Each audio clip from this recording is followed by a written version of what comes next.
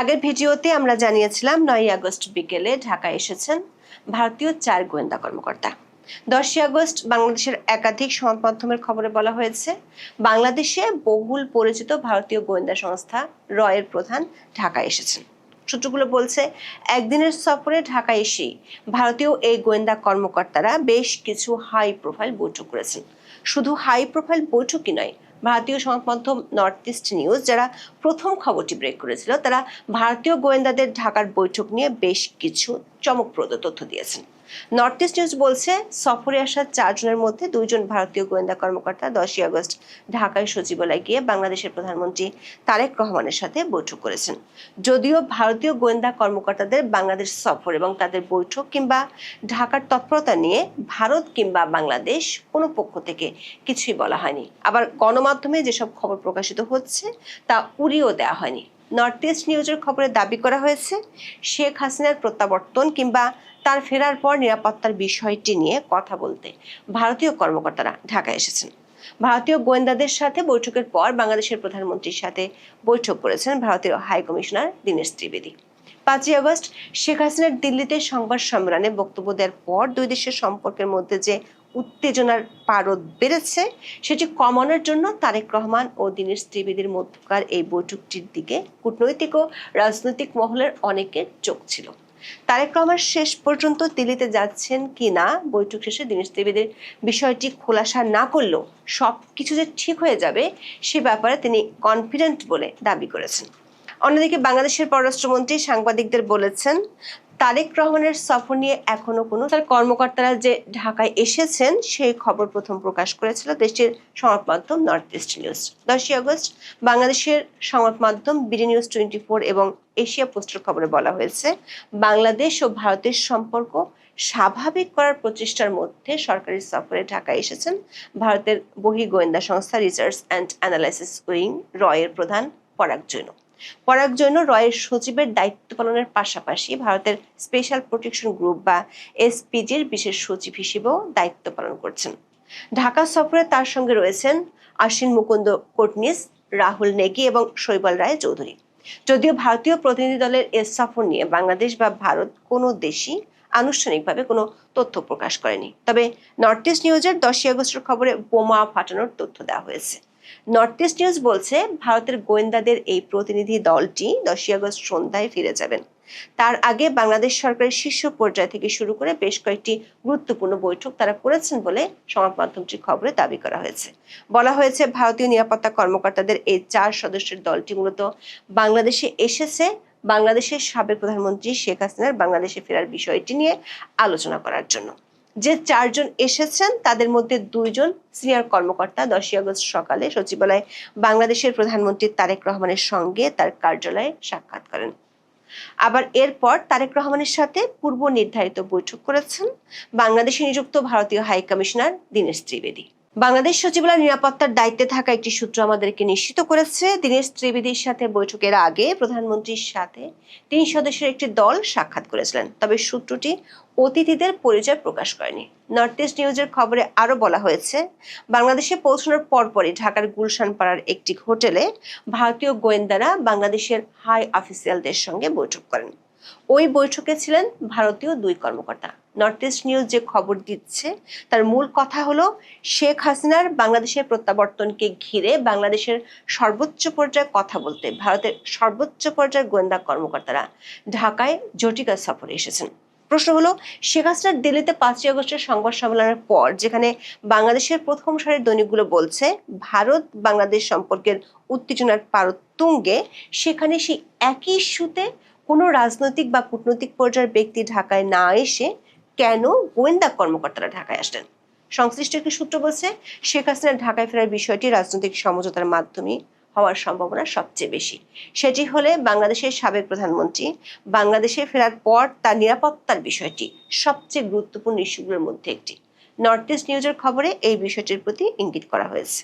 এর আগে চলতি বছরের মার্চে বাংলাদেশের ডিজিএফআই এর প্রধান মেজর জেনারেল কায়সার রশিদ চৌধুরী নয়াদিল্লি সফর করেছিলেন। এই সফরটি 2 দেশের মধ্যে রাজনৈতিক পট পরিবর্তনের পর নিরাপত্তা সহযোগিতা পুনরুজ্জীবিত করার একটি গুরুত্বপূর্ণ পদক্ষেপ হিসেবে বিবেচিত হয়। তখন ভারতের সামরিক গোয়েন্দা প্রধান লেফটেন্যান্ট জেনারেল RS রমনের সঙ্গে দীর্ঘ বৈঠক করেছিলেন মেজর জেনারেল কায়সার রশিদ চৌধুরী।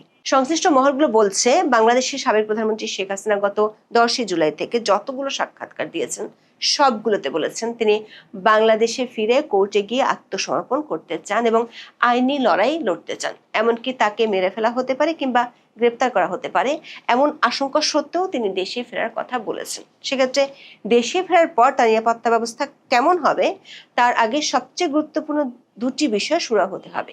একটি হলো শেখ হাসিনা কিভাবে বা কোন স্ট্যাটাসে ফিরবেন, মানে তার কি প্রত্যর্পণ হবে নাকি তিনি প্রত্যাবর্তন করবেন। আর 2 নম্বর হলো বাংলাদেশের প্রধানমন্ত্রী তারেক রহমান ভারতের প্রধানমন্ত্রী নরেন্দ্র মোদীর আমন্ত্রণে ব্রিক্সের সম্মেলনে যোগ দিতে সেপ্টেম্বরে দিল্লি যাচ্ছেন কিনা। এই 2 রহস্যের জট খুলছে কিনা তার জন্য ঢাকায় সংশ্লিষ্টদের চোখ ছিল বাংলাদেশের প্রধানমন্ত্রী তারেক রহমান ও ভারতের হাই কমিশনার দীনেশ ত্রিবেদীর সাথে বৈঠকের দিকে। সোমবার সকালে সেই বৈঠকটি হয়েছে। বৈঠক থেকে বেরিয়ে ভারতীয় হাই কমিশনার সাংবাদিকদের বলেছেন, খুব ভালো আলোচনা হয়েছে, তার কাছে সবই ইতিবাচক মনে হয়েছে।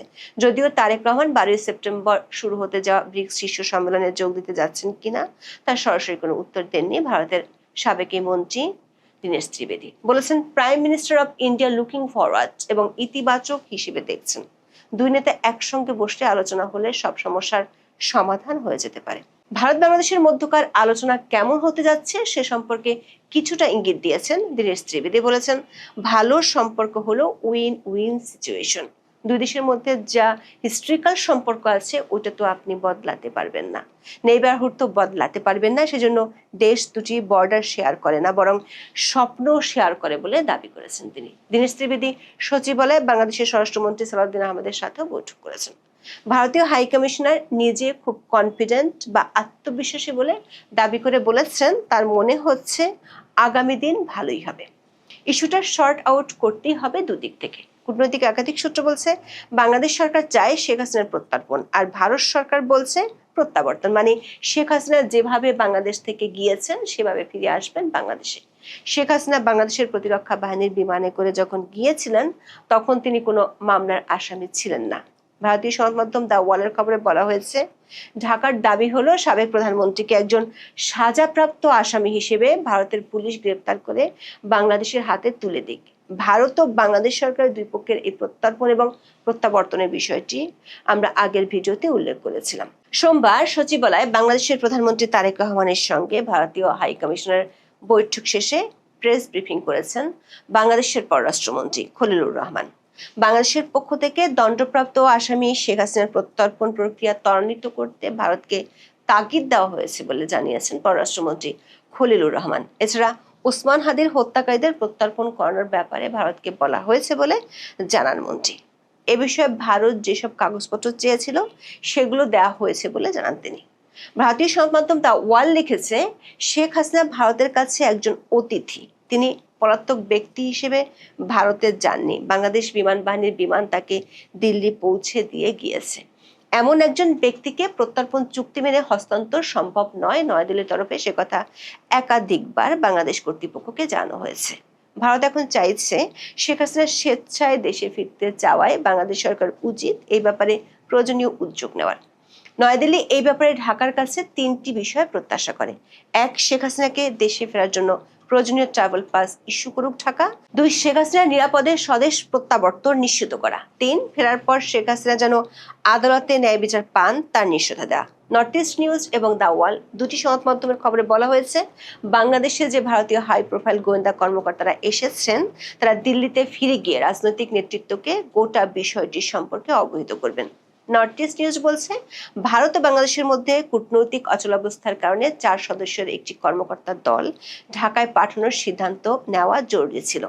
সংবাদ মাধ্যমটি খবরের একেবারে শেষ দিকে আরো একটি চমকপ্রদ তথ্য দিয়েছে।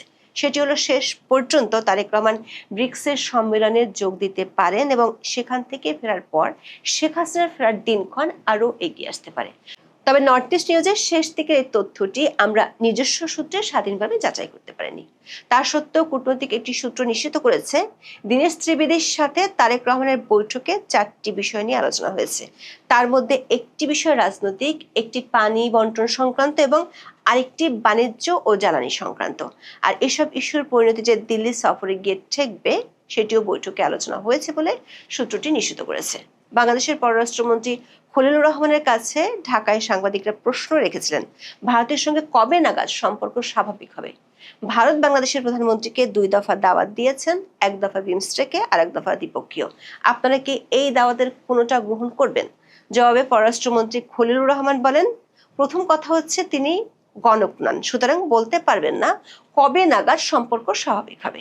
যার অর্থ হলো পররাষ্ট্রমন্ত্রী পরোক্ষভাবে হলেও স্বীকার করে নিলেন ভারতের সাথে বাংলাদেশের সম্পর্ক ঠিকঠাক নেই। পররাষ্ট্রমন্ত্রী আরো বলেছেন, 2 নম্বর বিষয় হলো প্রধানমন্ত্রীকে বিমস্টেকে দাওয়াত দেওয়া হয়নি, দাওয়াত দেওয়া হয়েছে চেয়ারপারসন অব বিমস্টেককে। এর আগে ভারতীয় প্রধানমন্ত্রী নরেন্দ্র মোদী বাংলাদেশের প্রধানমন্ত্রীকে একটি চিঠি লিখেছিলেন, যা সরকার গঠনের দিন হস্তান্তর করা হয়েছিল। সেখানে তিনি আমন্ত্রণ জানিয়েছিলেন। সাংবাদিকরা আবার প্রশ্ন করেন, সোমবারের বৈঠকে ভারত সফরের বিষয়ে আলোচনা বা সিদ্ধান্ত হয়েছে কিনা। জবাবে পররাষ্ট্রমন্ত্রী বলেন, না, তার এখনো এ বিষয়ে কোনো নীতিগত সিদ্ধান্ত নেননি।